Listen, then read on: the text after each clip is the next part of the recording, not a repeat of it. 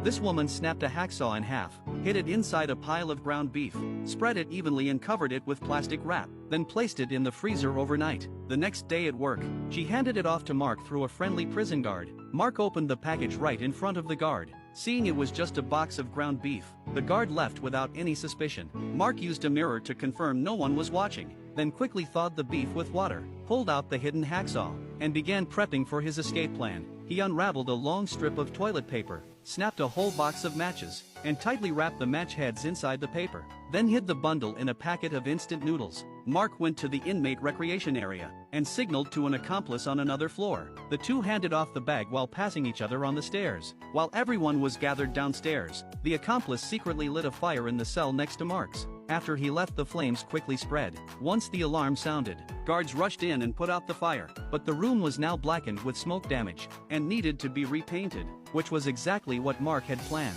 Mark handed the hacksaw to David so he could start building their escape tools. David expertly wrapped both ends of the saw blade with cloth, then snapped it again in the middle to shorten it. He took out a nail clipper and attached the saw blade with rubber bands, then wrapped the handle in thick cloth for grip. Soon they had two solid tools ready to go. He secretly passed one of them to Mark.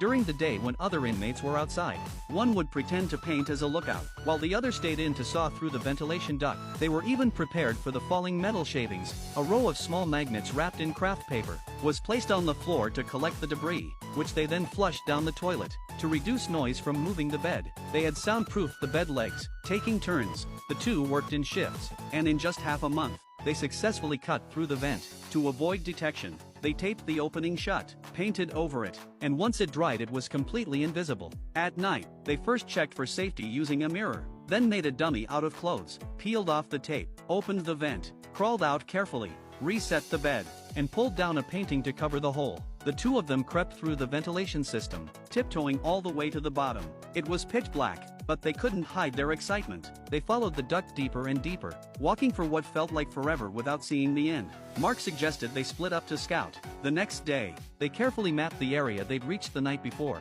Then at night, they went back to find the exit. This time David ventured even deeper, and finally saw the prison's outer wall, but a concrete wall was blocking the path. David reported the situation to Mark, telling him they'd need a hammer to break through. Mark told him there was a backup toolbox under the entrance to the duct. That night, David found the toolbox,